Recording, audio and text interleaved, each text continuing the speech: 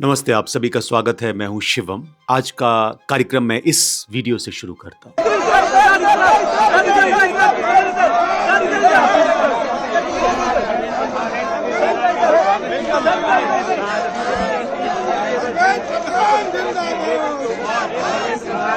आप इनको जान रहे होंगे जिनका स्वागत किया जा रहा है। शुक्रवार की शाम को इनका इस्तीफा हुआ। दिल्ली की सड़कों पर पुलिस आंसू गैस के गोले दाग रही थी। जंतर मंतर पर हफ्तों तक छात्र डटे रहे।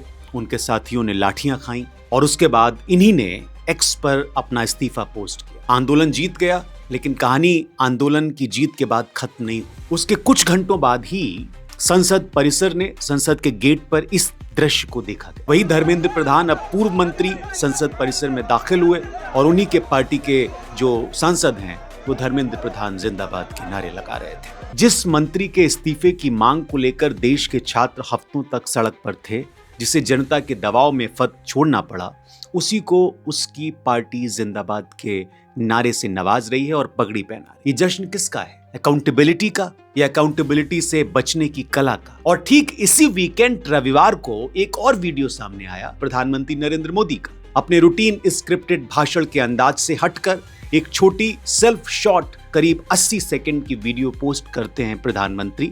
विश्व प्रसिद्ध टेक्नोलॉजी एक्सपर्ट श्रीमान नंदन नीलेकनी जी के नेतृत्व में एक हाई पावर टास्क फोर्स बनाने का निर्णय किया है। सुनने में शानदार लगता है, एक टेक्नोक्रेट, एक भरोसेमंद नाम, एक सॉल्यूशन। लेकिन क्या आप जानते हैं कि यही नंदन नीलेकनी है जिनकी आलोचना की थी नरेंद्र मोदी ने जब ये मुख्यमंत्री थे? ये आप देखिए ये खबर, उन्होंने कहा कि आधार की जब शुरुआत हो रही थी, गिमिक है। अगर आपको लगता है कि ये सिर्फ एक मंत्री के इस्तीफे की कहानी है तो आप गलत हैं। ये कहानी है उस इनविजुअल पीआर इंफ्रास्ट्रक्चर की जो हर संकट को, चाहे वो परीक्षा का पेपर लीक हो या कुछ और, एक मैनेज्ड नैरेटिव में बदल देता है और उस इंफ्रास्ट्रक्चर को टैक्स पेयर का पैसा पीएसयूज के जरिए चुपचाप फंड कर। अभी क्यों? क्योंकि सोमवार को संसद का मानसून सत्र फिर से खुला, क्योंकि विपक्ष नीट पेपर लीक और प्रधान के इस्तीफे पर सरकार को घेरने की तैयारी करके बैठा हुआ है। अमित शाह को भी घेर रहा है, गृह मंत्री को। और ठीक उससे एक दिन पहले स्पॉटलाइट अचानक शिफ्ट हो गई।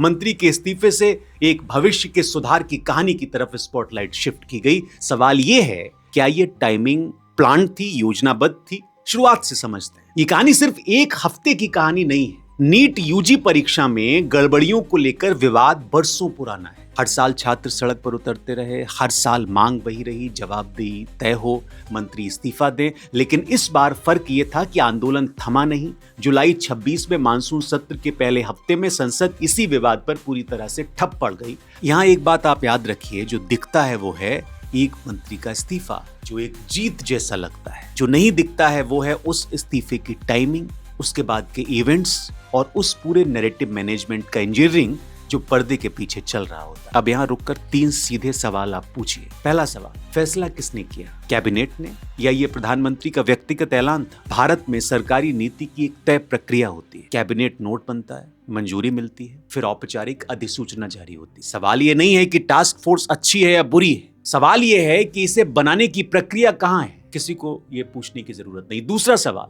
नोटिफिकेशन कहाँ है? जिस वक्त ये वीडियो पोस्ट हुई उस वक्त टास्क फोर्स की टर्म्स ऑफ रेफरेंस, इसका दायरा, इसकी टाइमलाइन, कुछ भी किसी सरकारी अधिसूचना में दर्ज नहीं था। यानी घोषणा पहले, कागजवाद। ये डेमोक्रेसी है, संविधान से देश चल रहा है। तीसरा सवाल, संसद के फ्लोर पर क्यों नहीं?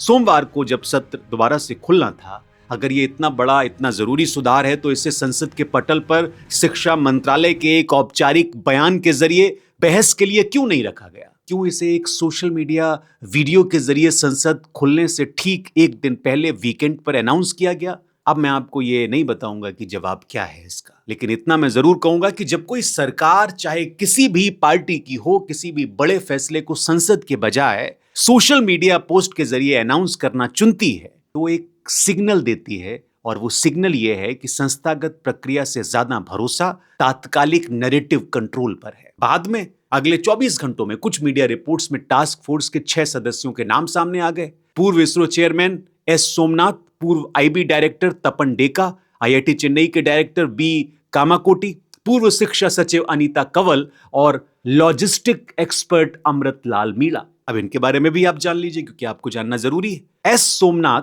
इसरो से जुड़े रहे, लेकिन संघ के कार्यक्रम में केरला में उनका एक बयान सवालों के घेरे में आया। तपन डेका एनएसए के खास हैं अजीत डोभाल के। ये चेहरा सुधार कम बल्कि असहमतियों को कुचलने और व्यवस्था पर मजबूत प्रशासनिक पकड़ दिखाने का एक कठोर राजनीतिक हथियार ज्यादा लगता है। तीसरा नाम है बी कामाकोटी। इनकी स्वदेशी तकनीक के नाम पर कागजी महत्वाकांक्षाएं तो बड़ी हैं, पर बुनियादी रिसर्च फंडिंग के अभाव में ये आत्मनिर्भरता का सिर्फ एक और हाई प्रोफाइल पीआर स्टंट बनकर रह जाने का सबूत भी। अनीता करवल। शिक्षा में सुधार के नाम पर लागू की गई नीतियां असल में किसी कायाकल्प से ज्यादा वैचारिक केंद्रीकरण, आइडियोलॉजिकल री इंजीनियरिंग को लागू करने का एक अनुशासित प्रशासनिक जरिया लगती है उनकी नियुक्ति, और इसमें इनकी खास भूमिका रही है। अमृतलाल मीणा। गतिशक्ति के सर्वे सर्वा बड़े बड़े आंकड़े और विजुअल प्रेजेंटेशन के पीछे जमीन पर लॉजिस्टिक की मूल लागत और पुरानी लाल पीताशाही अब भी जस की तस है। ये सब नाम दमदार लग सकते हैं, कोई शक नहीं, ये सारे नाम बड़े लग सकते हैं, लेकिन जब इससे पहले नीट का पेपर लीक हुआ, एक कमेटी बनी, उसका क्या? उसने जो एक बड़ी भारी भरकम रिपोर्ट दी थी, उसका क्या? ये सवाल अभी भी अनित्तरित है। तो जब कोई सोशल मीडिया पोस्ट के जरिए ये ऐलान किया जाता है कि हम ये करने वाले हैं, कोई उसका कानूनी आधार नहीं होता, आप कहीं चैलेंज नहीं कर सकते, वो पोस्ट कभी भी हटाया जा सकता है। अब सवाल ये उठता है कि ये पूरा क्राइसिस कम्युनिकेशन मशीनरी चलती कैसे है, इसके पीछे कौन है, और सबसे जरूरी इसका पैसा कहां से आता है। जून 26 में तृणमूल कांग्रेस के सांसद हैं साकेत गोखले, उन्होंने एक आरटीआई दाखिल की। सवाल सीधा सा पूछा कि प्रधानमंत्री को प्रमोट करने वाले विज्ञापनों पर केंद्र सरकार ने digital social media, TV, radio, print और होर्डिंग्स सभी प्लेटफॉर्म पर कितना पैसा खर्च किया। जवाब आया, सूचना और प्रसारण मंत्रालय के अंतर्गत आने वाले सेंट्रल ब्यूरो ऑफ कम्युनिकेशन से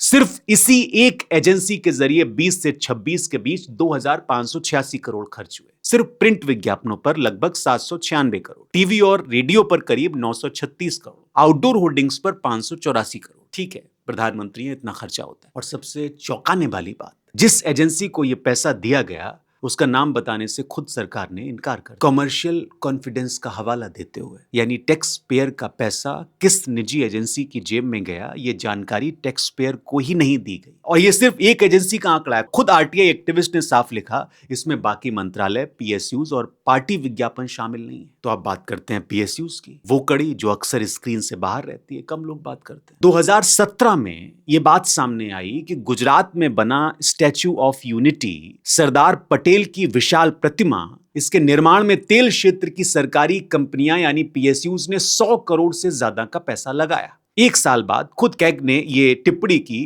कि इसे सीएसआर यानी कॉर्पोरेट सोशल रिस्पॉन्सिबिलिटी गतिविधि नहीं माना जा सकता, क्योंकि यह प्रतिमा किसी मान्य हेरिटेज एसेट की परिभाषा में फिट नहीं बैठती। यानी जिस कानून का मकसद स्कूल, अस्पताल, गरीबों की भलाई के लिए पैसा खर्च करना था, उसे एक प्रतीकात्मक स्मारक की फंडिंग के लिए इस्तेमाल कर लिया गया। यह अकेला उदाहरण नहीं है। अभी आपने एक रिपोर्ट देखी होगी ओएनजीसी की। ओएनजीसी जैसी बड़ी तेल कंपनियों के सीएसआर खर्च का विश्लेषण करने से पता चला कि इसके कुछ फंड ऐसे ट्रस्ट और आयोजनों तक पहुंचे जिनके तार सत्ताधारी पार्टी से जुड़े नेताओं से जुड़ते हैं। यानी सामाजिक भलाई की आड़ में सत्ता को यह संदेश देना कि हम आपके साथ हैं। और ये सिर्फ केंद्र की बात नहीं है। पंजाब में तत्कालीन अकाली भाजपा सरकार के दौर की कैग रिपोर्ट में यह पाया गया कि 15 से 17 के बीच सूचना और जनसंपर्क विभाग ने पब्लिक सिटी पर 236.73 करोड़ खर्च किए। इसमें से 78% यानी करीब 185 करोड़ अकेले 16-17 में खर्च हुए, जो कि ठीक चुनावी साल था। रिपोर्ट में यह भी दर्ज है कि सोशल स्कीम पर बने वीडियो क्लिप्स में तत्कालीन मुख्यमंत्री और उनके डिप्टी को स्कीम के व्यक्तिगत उपलब्धि की तरह दिखाया गया, जो सुप्रीम कोर्ट की गाइडलाइन का सीधा उल्लंघन था। ये छोटी सी घटना, ये तो पूरे देश में खुलेआम हो रहा है, कोई जवाबदेही नहीं। अब आप पैटर्न देखिए, ये सिर्फ एक पार्टी,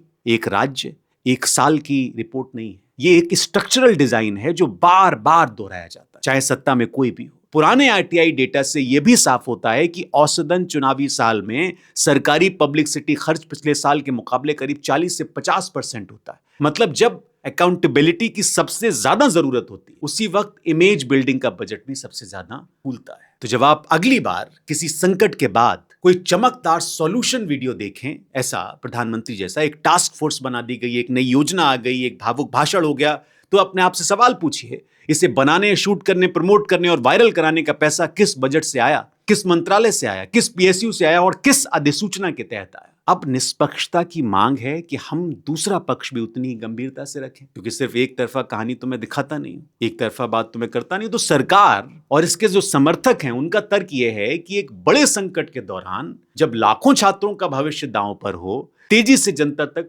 बात पहुंचाना जरूरी गवर्नेंस है। सोशल मीडिया आज के दौर में संवाद का सबसे तेज माध्यम है और अगर प्रधानमंत्री खुद सीधे जनता से बात करना चुनते हैं तो इसे ट्रांसपेरेंसी की कमी नहीं बल्कि सीधी अकाउंटेबिलिटी कहा जा सकता है। ये समर्थक लोग पुराने जमाने की तरह सिर्फ नौकरशाही चैनलों के भरोसे बैठे रहने के बजाय ये एक सीधा रास्ता है। ये भी दलील दी जा रही है या दी जा सकती है कि नंदन नीलेकणी जैसे टेक्नोक्रेट का नाम, जिन्हें पहले भी अलग अलग वैचारिक रूप से अलग सरकारों ने अहम जिम्मेदारियां सौंपी हैं, चाहे वो आधार प्रोजेक्ट हो या पहले की सब्सिडी टास्क फोर्स, ये दिखाता है कि ये चुनाव राजनीतिक नहीं बल्कि योग्यता पर आधारित है। और ये भी सच है कि औपचारिक अधिसूचना अक्सर ऐलान के कुछ दिन बाद जारी होती है। ये अकेले इस सरकार की परंपरा नहीं है। ये सारी बातें सरकार कह सकती है, उनके समर्थक कह सकते हैं। अगर पारदर्शिता की व्यवस्था न होती तो न गोखले की आरटीआई का जवाब मिलता, न पंजाब की कैग रिपोर्ट सार्वजनिक होती, न स्टैच्यू ऑफ यूनिटी की फंडिंग पर सवाल उठ पाते। यानी लोकतंत्र के औजार आरटीआई, कैग, संसदीय समितियां अपना काम कर रही हैं, ये तर्क दिया जा सकता है। लेकिन यही डेटा इस तर्क को चुनौती देता है। सवाल स्पीड का नहीं है, सवाल यह है कि क्या स्पीड को हमेशा अकाउंटेबिलिटी से बचने का बहाना बनाया जा सकता है। कैग की रिपोर्ट खुद बताती है कि यह पैटर्न इत्तफाकन नहीं है बल्कि चुनावी साल में सिस्टमेटिकली दोहराया जाता है। 78% खर्च ठीक चुनावी साल में, 40% औसत बढ़ोतरी हर चुनावी साल में। ये तेज संवाद का पैटर्न नहीं, टाइम्ड संवाद का पैटर्न है। और अगर पारदर्शिता का सिस्टम इतना ही मजबूत है तो टास्क फोर्स की टर्म ऑफ रेफरेंस ऐलान के साथ ही सार्वजनिक क्यों नहीं की गई? अगर अकाउंटेबिलिटी तय हो चुकी थी तो इस्तीफे के अगले ही दिन जिंदाबाद के नारे किस बात का जश्न मना रहे हैं, वो भी पार्लियामेंट प्रांगण में। पारदर्शिता के औजार होना एक बात है, उन औजारों तक पहुंचने से पहले नैरेटिव को मैनेज कर लेना एकदम दूसरी बात है। तो अब आप खुद तय कीजिए, एक मंत्री का इस्तीफा अकाउंटेबिलिटी की जीत या टाइमिंग का खेल है? एक टास्क फोर्स का ऐलान तेज गवर्नेंस या संसद को बाईपास करने की कला? और पीएसयू से बहता पैसा राष्ट्र निर्माण या सत्ता की छवि निर्माण का काम? मैं आपको कोई कंक्लूजन नहीं दूंगा क्योंकि ये मेरा काम नहीं है। मेरा काम है आपको वो दस्तावेज दिखाना जो आमतौर पर स्क्रीन पर कम आते हैं, बाकी फैसला आपको करना। इतना जरूर कहूंगा कि अगर आपके इलाके में भी कोई